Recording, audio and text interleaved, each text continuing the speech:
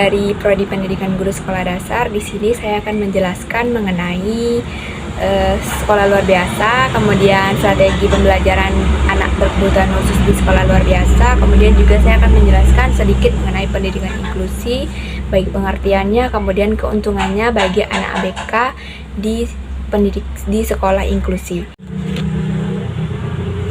Nah, pada kesempatan kali ini kita bahas dulu sekolah luar biasa ya. Sekolah luar biasa adalah sebuah lembaga pendidikan formal yang melayani pendidikan bagi anak-anak berkebutuhan khusus. Sebagai lembaga pendidikan SLB dibentuk oleh banyak unsur yang diarahkan untuk mencapai tujuan pendidikan yang proses intinya adalah pembelajaran bagi peserta didik. Jadi SLB merupakan lembaga pendidikan khusus yang menyelenggarakan program pendidikan bagi anak berkebutuhan khusus. Kemudian ada beberapa sistem pendidikan di SLB, yaitu yang pertama sistem pendidikan segregasi, yaitu sistem pendidikan di mana anak berkelainan terpisah dari sistem pendidikan anak normal. Penyelenggaraan sistem pendidikan segregasi dilaksanakan secara khusus dan terpisah dari penyelenggaraan pendidikan untuk anak normal.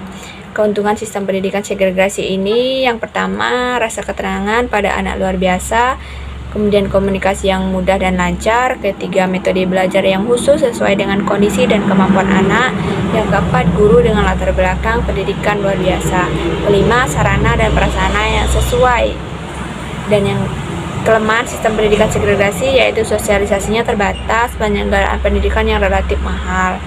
Yang kedua, sistem pendidikan integrasi. Sistem pendidikan luar biasa yang bertujuan memberikan pendidikan yang memungkinkan anak luar biasa memperoleh kesempatan mengikuti proses pendidikan bersama dengan siswa normal agar dapat mengembangkan diri secara optimal. Keuntungan sistem integrasi ini yang pertama merasa diakui haknya sebagai anak dengan anak normal terutama dalam memperoleh pendidikan. Kedua, dapat mengembangkan bakat dan minat dan kemampuan secara optimal. Tiga, lebih banyak mengenal kehidupan orang normal. Dan yang keempat, mempunyai kesempatan untuk melanjutkan pendidikan ke jenjang yang lebih tinggi. Yang kelima, harga diri anak luar biasa meningkat sangat pesat. Jenis-jenis anak ABK di sekolah luar biasa. Yang pertama, golongan A, tunanetra. Tunanetra adalah individu yang memiliki lemah penglihatan atau akurasi penglihatan kurang dari 6/60. Pengertian tunanetra adalah tidak dapat melihat, namun pada umumnya orang mengira tunanetra identik dengan buta.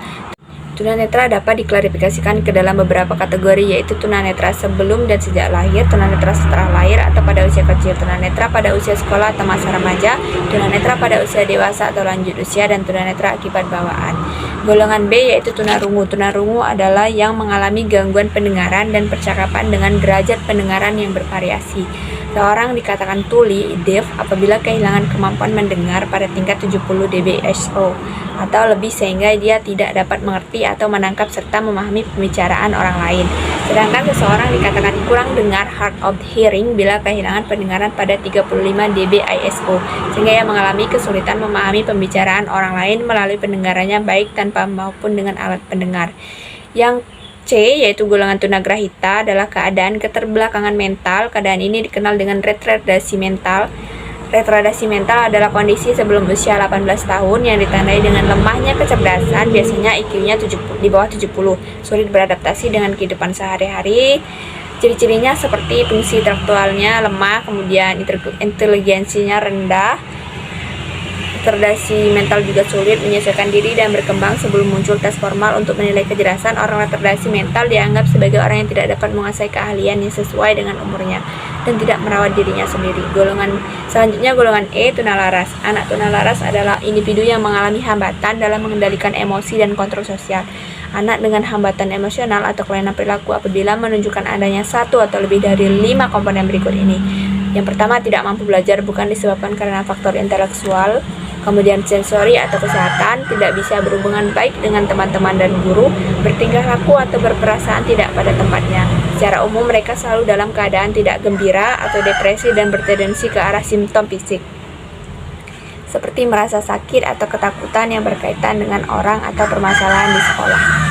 Yang F yaitu golongan F, tunawicara. Anak tunawicara adalah individu yang mengalami kesulitan berbicara karena tidak berfungsinya alat organ tubuh seperti rongga mulut, lidah, langit-langit, dan pita suara.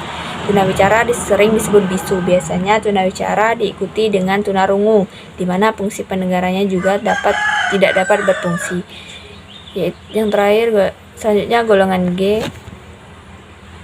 Selanjutnya golongan G yaitu tunaganda.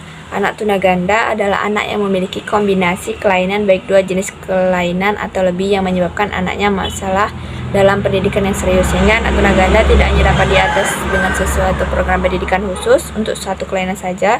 Departemen Pendidikan Amerika Serikat pada tahun 1988 memberikan pengertian anak-anak yang tergolong tunaganda adalah anak-anak yang mempunyai masalah-masalah jasmani, mental, atau emosional yang sangat berat, atau kombinasi dari beberapa masalah tersebut. Yang H yaitu golongan HIV and AIDS. Anak yang menginap penyakit HIV dan AIDS bukan dikarenakan pergaulan bebas saja, tapi bisa jadi karena orang tuanya mengidap penyakit ini terlebih dahulu sehingga turun ke anaknya. Selanjutnya golongan I, gifted. Anak yang tergolong berpotensi memiliki kepintaran di atas rata-rata anak pada umumnya, memiliki kecerdasan di atas IQ lebih dari 125. Kemudian golongan J, talented. Anak yang berpotensi memiliki bakat istimewa, biasanya hanya memiliki satu bakat istimewa seperti multiple intelligence, language, logimatomatik, visual spatial, bodily kinesthetic, musical interpersonal, atau spiritual.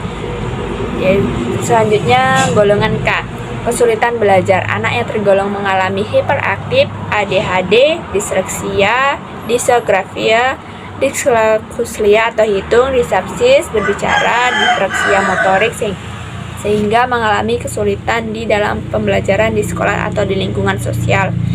Golongan L, lambat belajar. Anak yang tergolong memiliki IQ 70-90 hingga mengalami proses yang lambat dalam memahami atau menangkap pelajaran. Golongan N, korban penyalahgunaan narkoba. Anak yang mengalami depresi, masalah pribadi, atau karena faktor-faktor sekitar yang mendorong anak-anak menggunakan narkoba, sehingga anak terpaksa direhab untuk memulihkan kondisi mental dan kesehatan. Golongan O, indigo.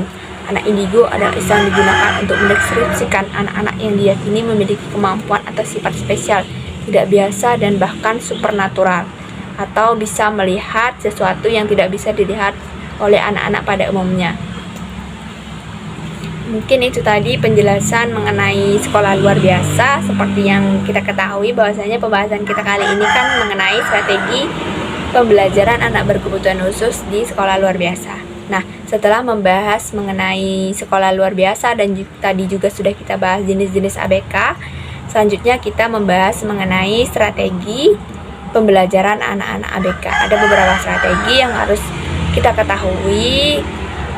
Apa saja strategi yang ada di sekolah luar biasa agar bunda-bunda ataupun ayah-ayah di luar sana yang mempunyai anak berkebutuhan khusus dapat mempercayai sekolah luar biasa untuk mendidik anak-anaknya. Strategi pembelajaran anak berkebutuhan khusus di sekolah luar biasa. Yang pertama yaitu strategi pembelajaran bagi anak tunanetra. Strategi pembelajaran pada dasarnya adalah pendayagunaan secara tepat dan optimal dari semua komponen yang terlibat dalam proses pembelajaran yang meliputi tujuan, materi pelajaran, media, metode, siswa dan guru, serta lingkungan belajar dan evaluasi, sehingga proses pembelajaran berjalan dengan efektif dan efisien. Berdasarkan pengolahan pesan, terdapat dua strategi, yaitu strategi pembelajaran deduktif dan induktif. Berdasarkan pihak pengolah pesan, yaitu strategi pembelajaran ekspositorik dan heuristik. Kemudian berdasarkan guru, yaitu strategi pembelajaran seorang guru dan berguru. Juga berdasarkan jumlah siswa, yaitu strategi klasikal, kelompok kecil, dan individual. Berdasarkan interaksi guru dan siswa, yaitu strategi tatap muka dan melalui media. Selain strategi yang telah disebutkan di atas, ada strategi lain yang dapat diterapkan, yaitu strategi individualisasi, kooperatif, dan modifikasi perilaku. Strategi pembelajaran bagi anak berbakat. Strategi pembelajaran yang sesuai dengan anak berkebutuhan khusus atau berbakat akan mendorong anak tersebut untuk berprestasi.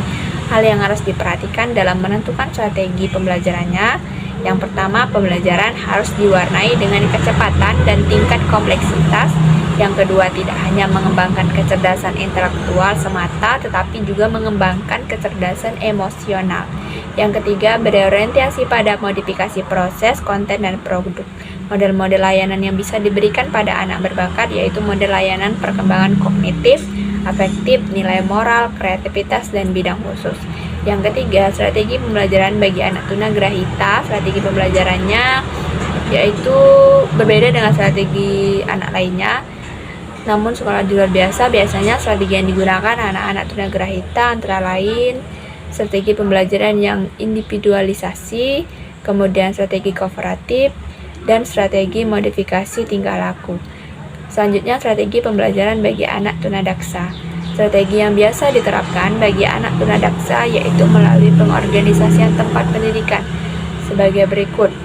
Pertama, pendidikan integrasi terpadu. Kedua, pendidikan segregasi terpisah.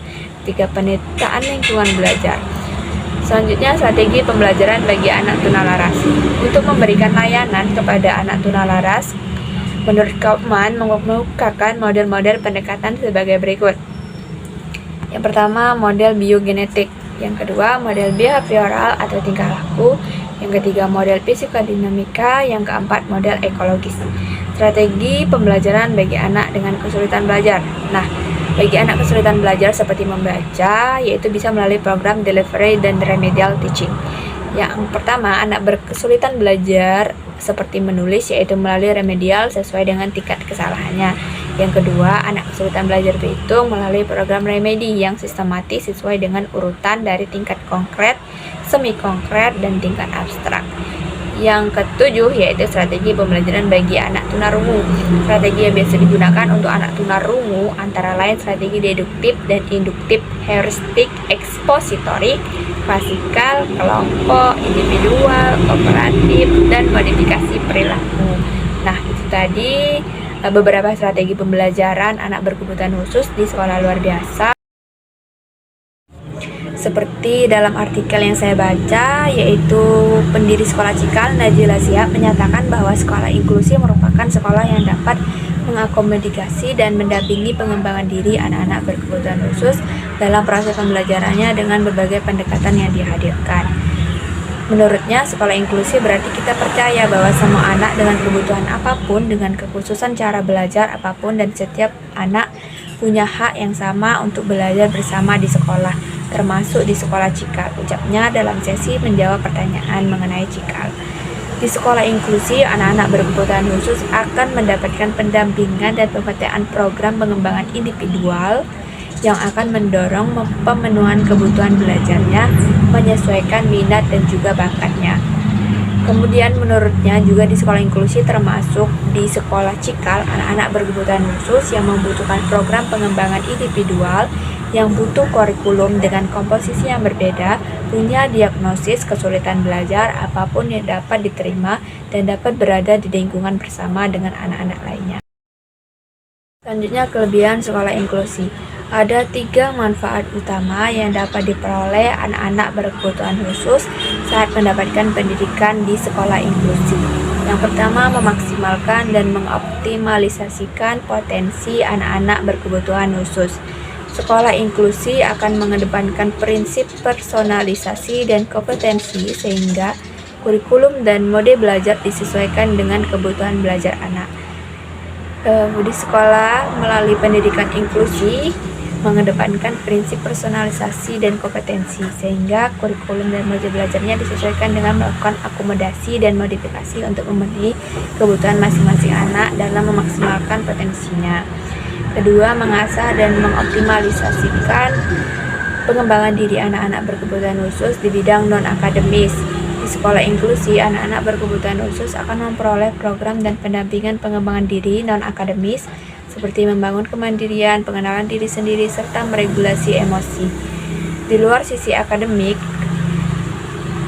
di sekolah inklusi juga mampu mempelajari anak tentang kemandirian, kemudian mengendalikan emosi, serta melakukan pengembangan diri seperti kegiatan ekstrakurikuler di luar pembelajaran. Ketiga, merasakan proses pendidikan interaksi yang nyaman dan aman. Dalam mengembangkan proses pengembangan diri anak berkebutuhan khusus secara utuh, sekolah inklusi akan mempersiapkan dan menciptakan lingkungan yang aman dan nyaman bagi anak-anak berkebutuhan khusus, menikmati proses belajar dan interaksinya bersama murid-murid normal lainnya. Mungkin itu tadi penjelasan mengenai pendidikan inklusi. Mungkin cukup singkat ya penjelasan mengenai sekolah inklusi. Pada umumnya dapat kita simpulkan bahwa pendidikan inklusi itu yaitu pendidikan anak berkebutuhan khusus namun sistemnya digabung dengan anak-anak normal. Artinya, anak-anak berkebutuhan khusus mengalami proses pembelajaran bersama atau berada di satu ruangan bersama anak-anak normal. Biasanya dalam pendidikan inklusi ini, anak berkebutuhan khusus dan anak normal itu memiliki pola belajar yang berbeda. Seperti dalam modul ajar atau perangkat pembelajaran yang dirancang guru itu juga harus memuat 2 tujuan pembelajaran, satu untuk yang reguler, yang kedua untuk anak berkebutuhan khusus agar tercapai semua tujuan pembelajarannya. Kemudian dalam proses belajar, biasanya anak berkebutuhan khusus ini didampingi oleh shadow teacher atau pendamping dalam belajar. Seperti anak yang mengalami kesulitan belajar, kesulitan dalam mendengar, melihat, itu biasanya didampingi oleh shadow teacher dan juga satu guru, agar guru dapat mudah menyampaikan materi pembelajaran melalui shadow teacher. Kemudian anak yang berkebutuhan khusus tersebut dapat memahami materi yang disampaikan guru melalui shadow teacher. Kemudian untuk pengelolaan tempat duduknya, yaitu biasanya anak berkebutuhan khusus selalu berada di depan atau berada dekat guru, dan di samping anak berkebutuhan khusus tersebut ada shadow teacher yang selalu menemani, mengawasi, dan membantu anak berkebutuhan khusus apabila ia merasa kesulitan dalam mengerjakan suatu pembelajaran. Nah, bagi para orang tua yang memiliki anak-anak berkebutuhan khusus atau anak-anak spesial, silahkan memasukkan anak-anaknya baik di sekolah luar biasa ataupun di sekolah pendidikan inklusi. Dan tadi kita sudah menjelaskan kan apa itu sekolah SLB, kemudian strategi dalam pembelajarannya, kemudian kita sudah juga membahas mengenai pendidikan inklusi. Menurut saya tidak semua anak berkebutuhan khusus harus sekolah di SLB, namun juga bisa sekolah di pendidikan inklusi. Yang penting dalam sekolah inklusi tersebut terdapat shadow teacher yang bisa membantu anak berkebutuhan khusus dalam belajar. Jadi tidak ada alasan lagi anak berkebutuhan khusus tidak sekolah. Artinya semua orang berhak mendapat suatu pendidikan untuk memperbaiki masa depannya, apalagi generasi-generasi muda. Mungkin hanya itu penjelasan mengenai strategi pembelajaran di sekolah luar biasa. Kemudian juga kita bahas mengenai pendidikan inklusi dan keuntungan dari pendidikan inklusi. Mungkin hanya itu. Mohon maaf jika terdapat kesalahan. Saya juga sedang belajar sebagai mahasiswa, dan saya akhiri dengan wassalamualaikum warahmatullahi wabarakatuh. Bye bye.